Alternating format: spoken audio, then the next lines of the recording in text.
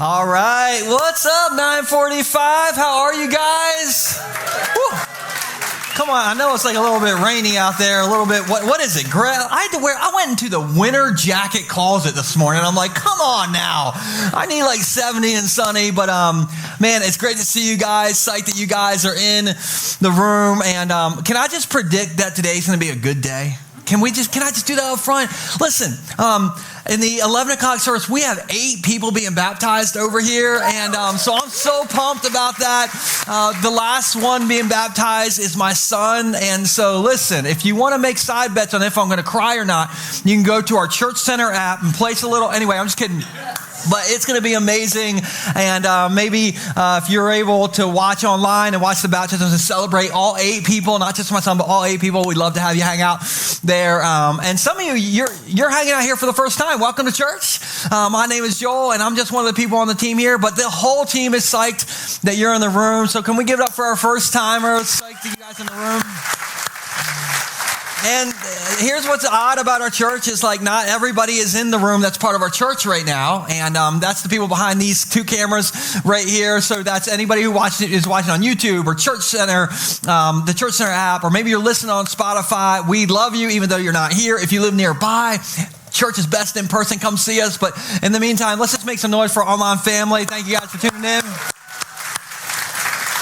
All right, so opening question today, and I'm just going to give you a heads up. My answer to my own question is very yes, okay? So if you can say yes to this question, then me and you are the same. We should hang out, okay? So is anybody feeling a little bit older lately? Anybody have like I just did an old person thing lately? Come on, raise your hands. All right, this is why my parents call me 17 times a day asking me to fix their internet, because we're all feeling older. And it happened twice in one day the other day. We were going to the soccer fields. That's what we do on Saturday. The whole family was loaded up in my car. And I was listening to Free Fallin' by Tom Petty and the Heartbreakers. Come on, somebody. And I was trying to mimic. I was Tom Petty in my car. I'm just in the RAV4. I'm just belting it. And my kids are in the back seat looking like they've never been more embarrassed in their life. And Nora, my 12-year-old, is like, Dad, who is this band? And I'm like, it's Tom Petty, girl. I have failed you. And she said, this song, it's so bad. It just sounds so old. I'm like, I about crashed the car. And I had this moment where I was like, I think the old thing just happened to me. And then it got worse because we get to the soccer field and we put up our chairs on the soccer side of the soccer field to watch Nixon play. And there was this guy next to me who was old, okay? He could have been Tom Petty's great-great-great-great-great-great-grandfather, okay? Like old. And I noticed something funny about the feet of his chair. And so like I get out my phone. I don't know if you ever like secretly take pictures of people. You probably shouldn't do this. I probably shouldn't admit this right now. But I get out my phone and my wife's like, stop it. I'm like, I got to do it. It's for the Lord. It's for the church, okay? So I took a picture of this guy's chair. You want to see the chair feet? Okay, here's this guy's chair. Listen.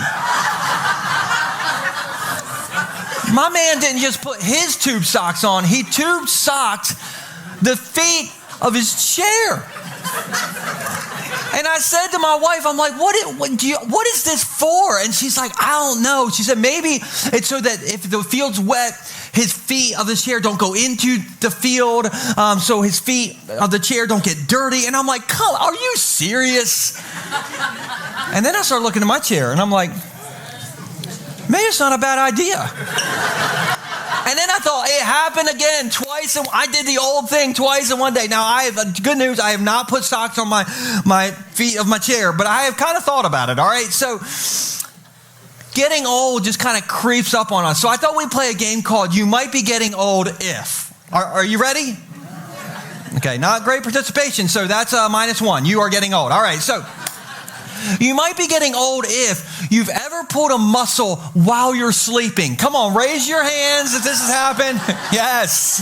Some of you can't raise your hands because you pulled a muscle last night. All right. You might be getting older if you recognize all the music that grocery stores play over the speakers. Come on. That's like your club right now, Club Giant, you know. You might be getting old if you understand the following phrases. Roll down your window. hang up the phone. Be kind. Please rewind. Come on, where are you? Yes. You probably need to schedule your colonoscopy soon. All right, so we all are getting older. So how many of you are in your 20s or younger? Where are my 20s or younger people in the room? Okay, all right. Must be nice to have never memorized an actual phone number. Okay. All right, so if you are in your 20s or younger, all right, I have these gumballs here, and let's say every gumball in here represents 1 month. All right, if you are 20 years old, and let's say you live to you're 80 years old, you have 720 months. You have 720 gumballs. Aren't you glad you came to church today? All right, let's keep going with this. Where are my people? 30s and 40s. Where are the 30s and 40s at? Okay, yes, the Nintendo years are strong with you all. So if you're in your 30s, are you ready? Yeah. It's like, not really. Okay. All right, this is us. There's a little more air in there, but I blame it on the Happy Meals that our parents got us at McDonald's, okay? So we got a little bit less air in there. Now, where are my 50s and 60s at in the room? Just shout, woohoo, come on. Yes, all right. I can't wait to show you how much air is in your jar. But you have, by the way, I don't know if I said this for the 30s and 40s. If you're 40, you have 480 months left. I don't know if I said that. All right, so back to 50s and 60s. You with me? A little less, a lot less, okay. But if you are 60 years old and you live to you're 80 years old and every gumball represents a month, you have 240 months left. You have 240 months to put socks on the chairs of your chair feet. All right, so get to it. Now, where are my 70s plus? Wait, come on, yes, 70s plus. All right, I got your jar right here. Just kidding, that's messed up. No, I don't have a jar for you if you're 70s plus. We're just going to keep believing that you're going to live and live for years, and that Buick life is going to keep going. I almost got, this is not a lie, in between services, this group of 3 80-year-old ladies came to me, and they almost mugged me between services, okay? They did not like how I did that joke right there. But we love you, older folks. We love you. You keep Facebook so entertaining. Anyway, that was a lot of fun, right? Not really. Okay. But I have a point. I promise. And here's my point. We'll put this on the screen. We should make the most of the God-given time we have left.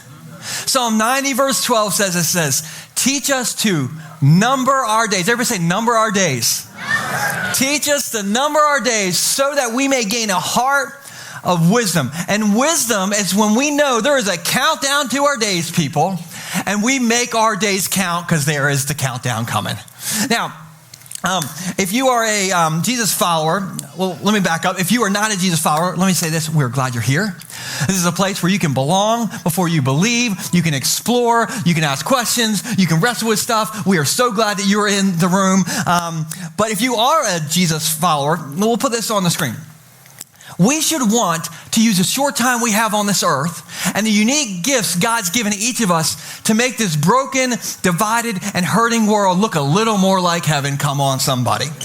Because if you look around, it doesn't look a whole lot like heaven. Now, you might look at this and you might say, well, Joel, I can't even make my own world look a little bit better. Like, I am a mess, Joel. And I know, okay? Especially, my family's in the back over here. So mainly, we're a mess, right? And I'm a mess too. I am a mess and I am the pastor. It's not about whether you're a mess or not, but we call this series, Jesus is our X Factor, because Jesus is the one that makes the difference in us. And so if you weren't here last weekend, we defined X Factor, we defined Jesus as our X Factor this way. We'll put it up here.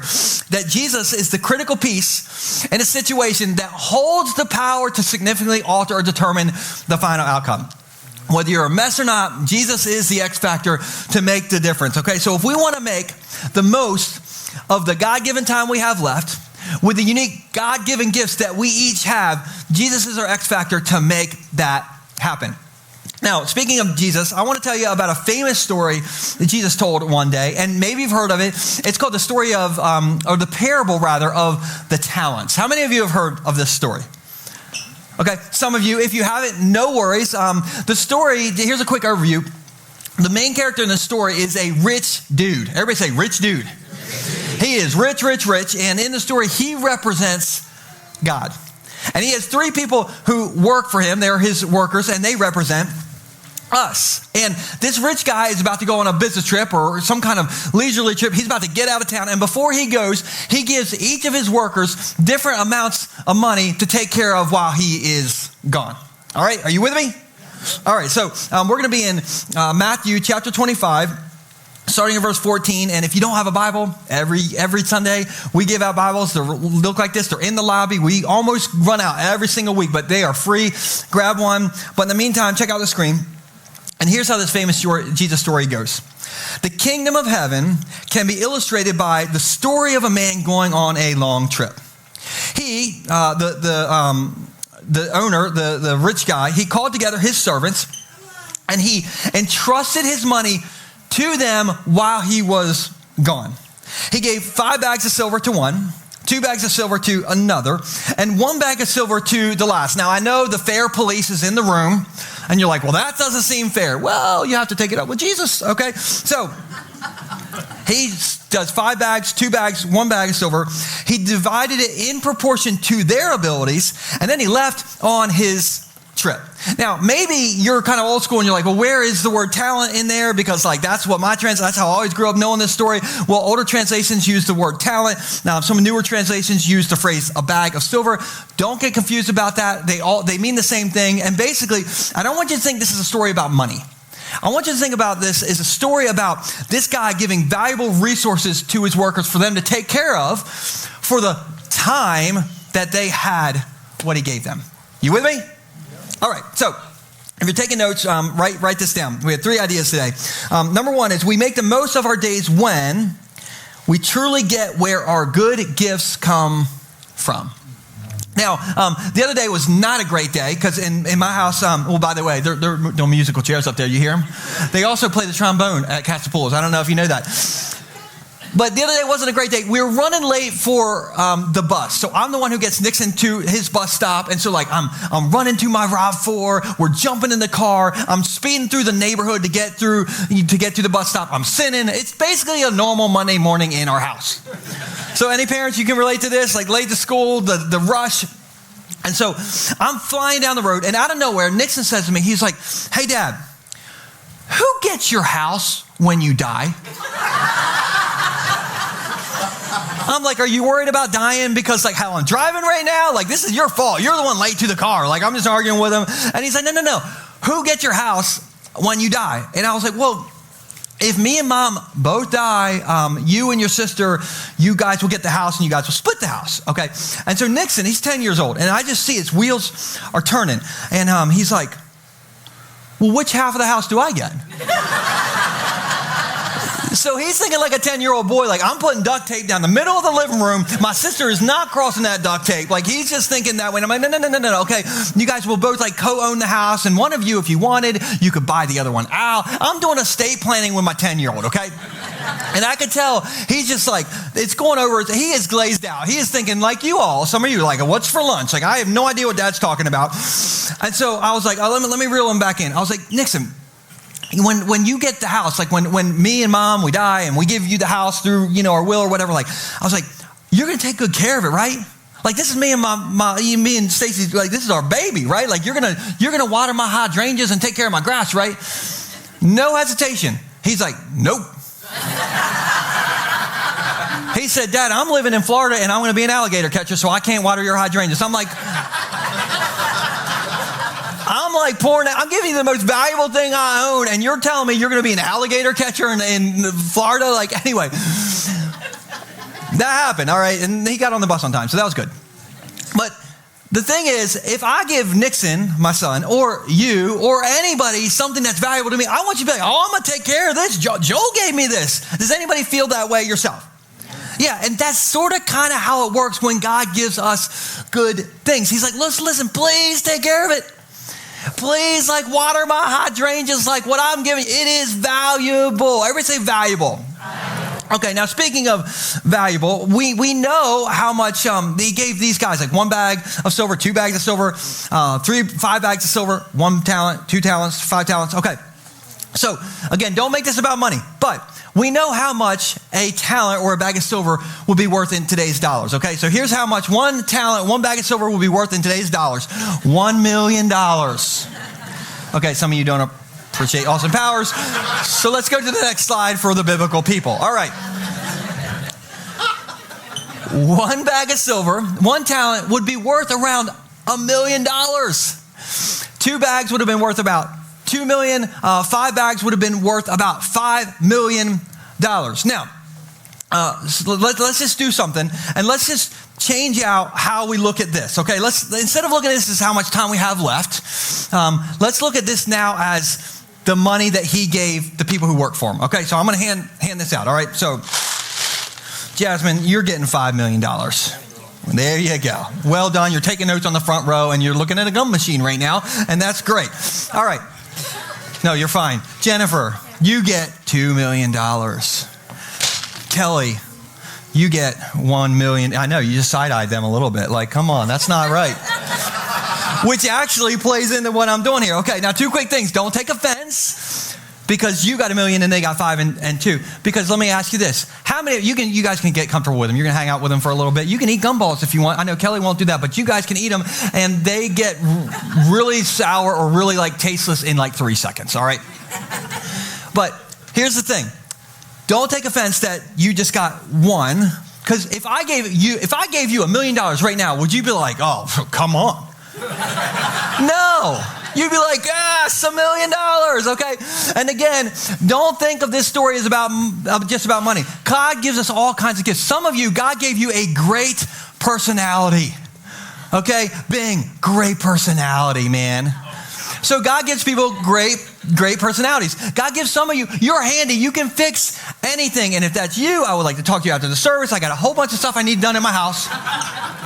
Maybe God has given you the gift of organization, or as my doctor calls it, OCD, or as my family calls it, Dad, you're driving me crazy. Okay, so that could be a gift. Okay, maybe God gave you the good gift of health. Maybe God gave you the great gift of you can make a lot of money, and now you're all like, it's not me. Okay, but don't worry if you got different gifts than somebody else. Okay, they're all valuable. The point is, don't compare your gifts. The point is, be thankful for the God-given gifts that you have been given. Do you know where that good thing that you have, where it came from? It came from God.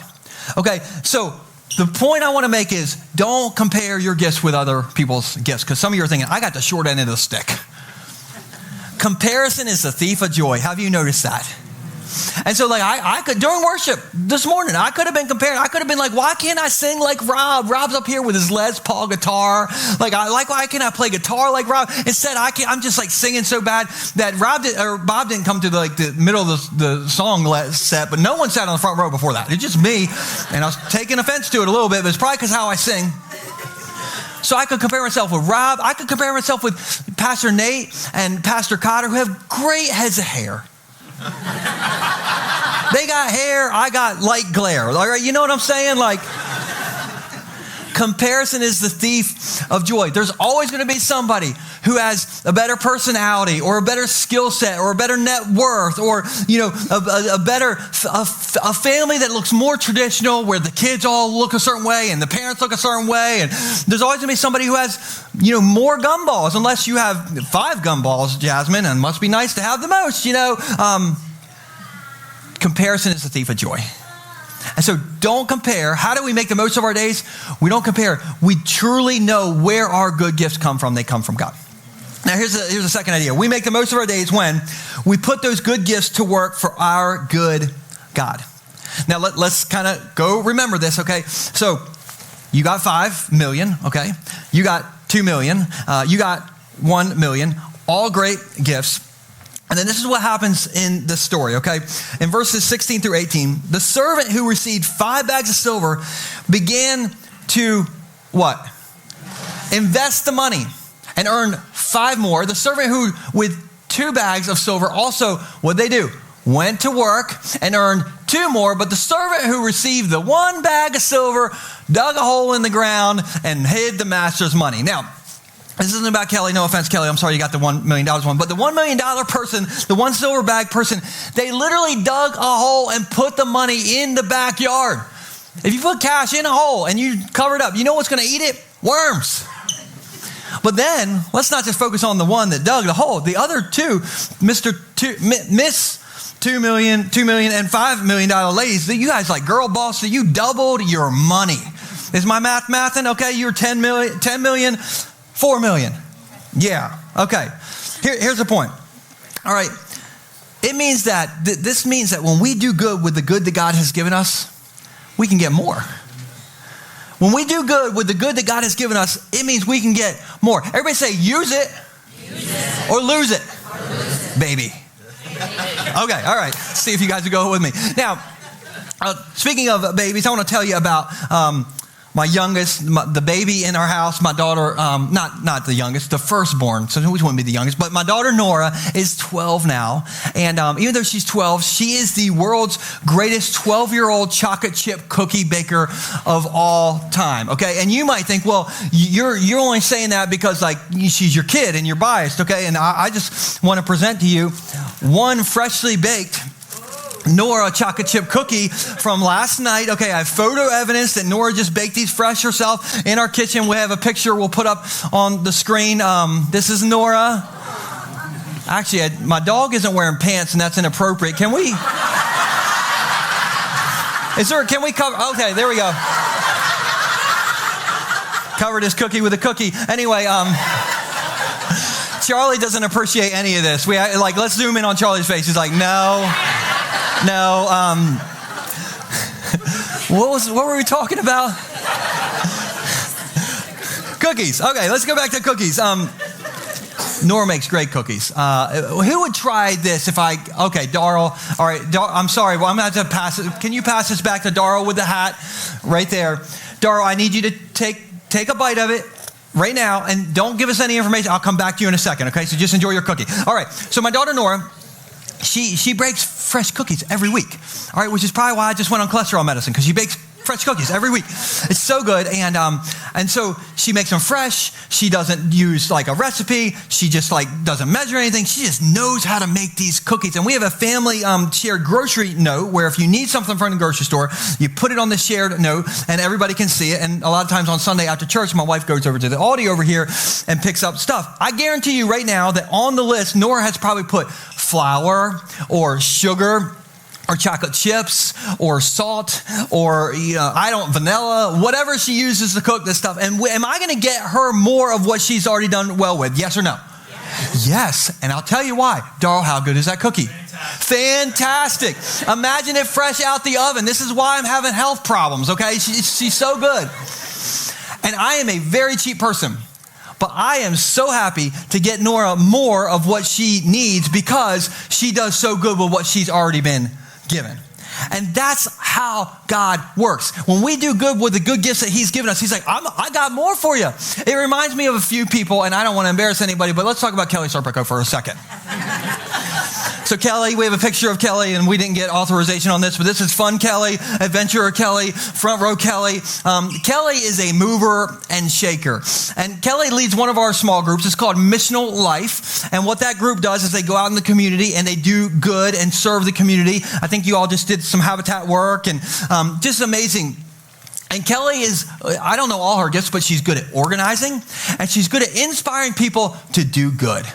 And so that's why your group has gone so well. Now, we have a thing around here called Serve Day. We do once a year. Who's done Serve Day? Serve Day Saturday. Serve Day is so fun. And Kelly is one of the people who organizes that. And this last year, by the way, if you're new and you don't know what Serve Day is, it's where we go into the community. We partner with nonprofits like Unique Minds and Changing Lives in Lewis. We partner with the Shepherd's Office to help the underserved locally. We partner with animal shelters, all these different places. And we go out there and we just serve them on a Saturday. And this last year, we had 170 of you come to Serve Day. And so we have a picture of just a few of us. This isn't everybody because some people have left. This is a few of you that went out in the community to make this place around us a better place. And it keeps growing and growing every single year. And at the end of this year, Kelly said She said, we had 170 this year. I'm shooting for 500 people next time. Which means you all better show up, all right? But it's grown every year because Kelly is using her good gifts, and God's like, I'm going to give you more. Thankful for you, Kelly. Now, somebody else who will remain unnamed, but there's somebody else in our church. I can't really relate to this, but this story inspires me. And this story is about a guy who makes a lot of money in our church. Now, a lot of you are like, well, this story is not about me. But one Sunday before the service started, I was just walking down this center aisle, and he grabbed me right here in the middle, and he said, hey, Joe, I just want you to know that I just added the church to my will, and you guys are going to get X% of everything that God's helped me build in my businesses. And listen, they about needed to read my will. I about died right here, okay?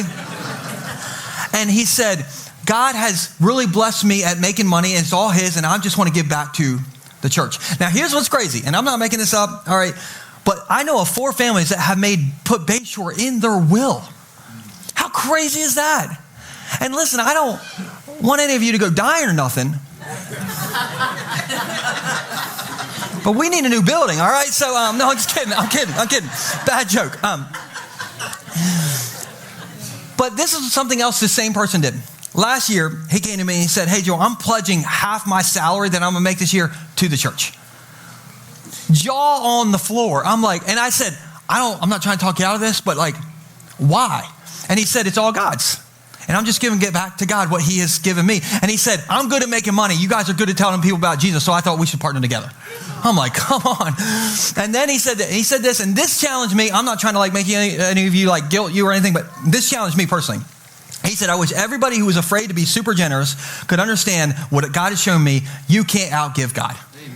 Amen. So challenging. But here's the thing. Don't make this about money. All right. Just make it about whatever gift God has given you. It could be that money for you, but like whatever gift God has given you, do good with it. And when you do that, you can't outgive God. And so I want you to think about this. And we'll put these 2 questions on the screen. Number 1 is this.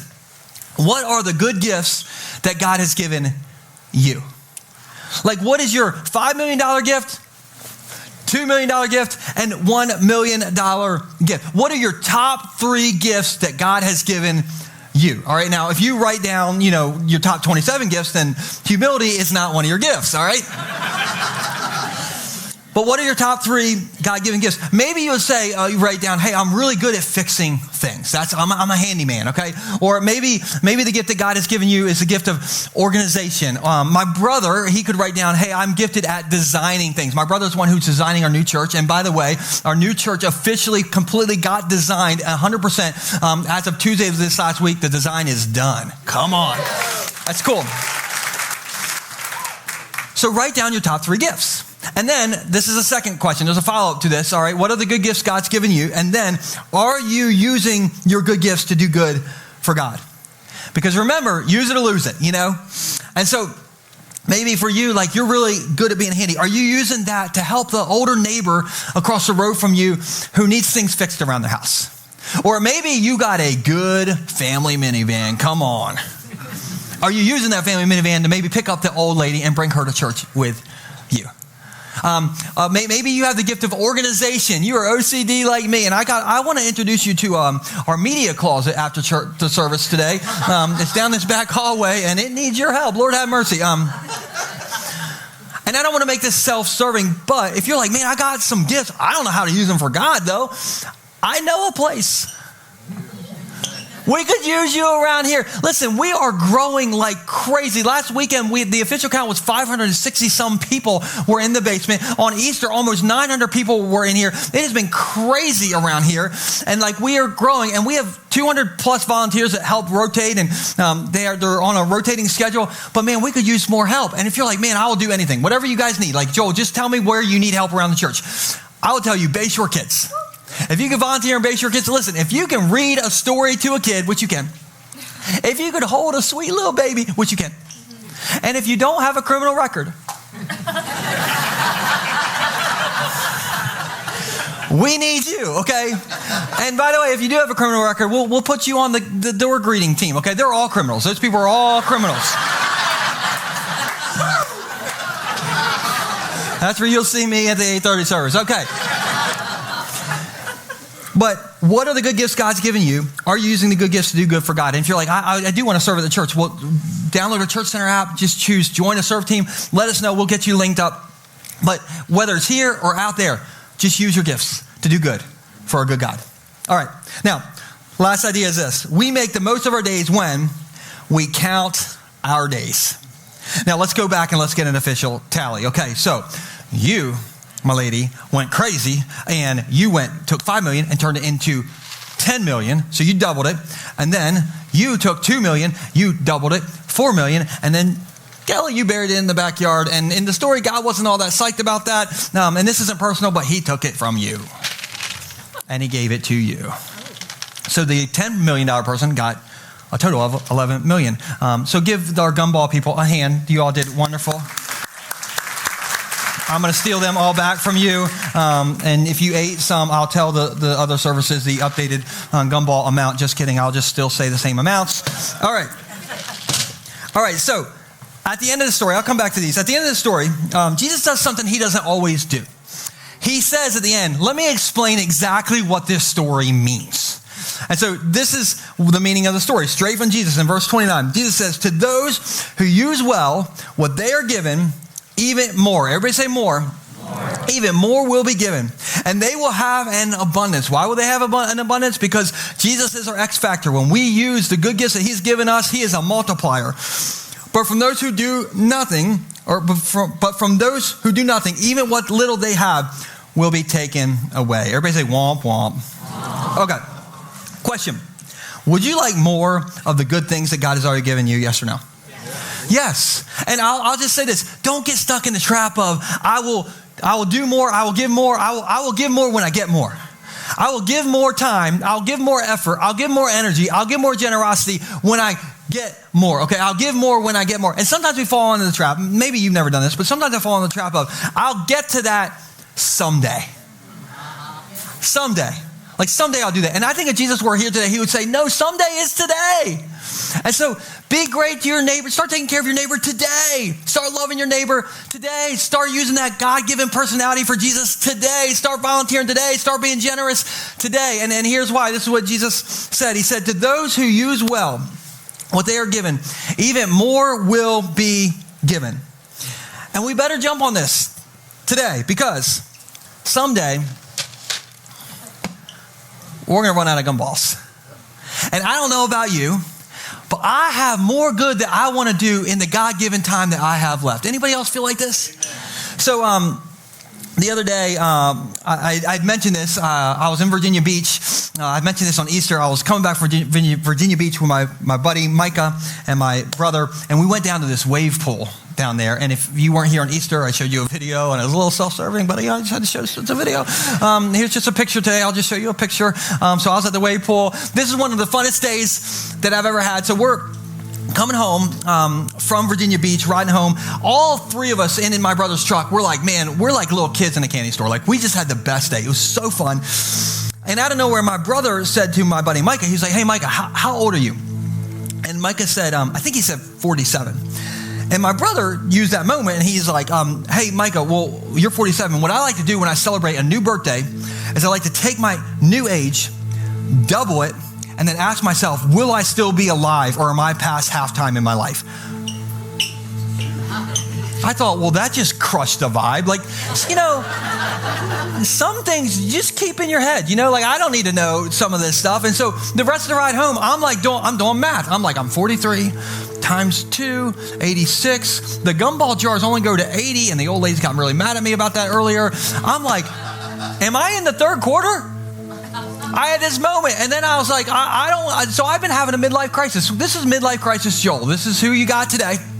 And so that last Saturday I was telling you about, we were at the soccer fields, and that guy next to me had his, tube socks on his chair feet. Okay, he was definitely in his fourth quarter. This guy was in his fourth quarter. I'm thinking I'm in my third quarter. I'm having my midlife crisis. I'm looking at the guy's chair feet, and I'm like, I got to do some stuff before I die. And that was the weekend of the Masters golf tournament. And so I turned to my wife and I said, honey, I need to go see the Masters before I die. And she was like, what? I'm like, I need to go see the golf tournament, the Masters, before I die. And she was like, you don't even like golf. You actually kind of hate golf. And by the way, side note, don't ask me to go golfing with you. I do not golf. I don't even know why I'm saying that. I'm like, babe, I know I don't like golf, but I'm in a midlife crisis. I do like watching the Masters and the birds chirping. And I'm like, I just love that. And I'm like, I got to go see that. We're going together to see the Masters before I die. And so I've been looking into it. And in fact, June 1st, they open up every year. You can try to put your name into the lottery system, and they pick just a handful of people to go see the Masters. And they do this once a year, every year. And so for me, okay, I got 37 chances left. And I'm going to go see the Masters, but probably not. But I'm going to try. You better be praying for me, okay? I tell you that because I have a new sense of awareness that one day I'm going to be on my last gumball. And it doesn't matter if I go see the Masters or not. Like, I don't really care about that so much. But I do know that one day I will be standing in front of my master because my jar is going to be empty. And my master is going to say to me, did you do good with the gifts that I gave you? Did you live for me? Did you love your neighbor? Did you forgive your neighbor? Did you do well with what I invested in you? Because Joel, I literally invested my son into you. And here's the thing. One day, you're going to be on your last gumball. And tomorrow's not promised. None of us know when this is. We can throw this away. This doesn't indicate anything for any of us. Some of you are going to live to 100. But some of you, we don't know. And here's the thing. One day, you are going to stand in front of the master. I don't know if he's your master. I hope he is. But either way, you are going to stand in front of him one day, and he's going to say, did you do good with what I gave you? Did you live for me? Did you love your neighbor? Did you give your life to me? Did you? And we'll put this on the screen. He's going to say, did you invest what I gave you? Because I literally invested my son's life for you. And if I could just say this to you in love, please don't wait till someday to sort this question out. Because one day, you're going to be on your last gumball. And then the next day, the jar is going to be empty.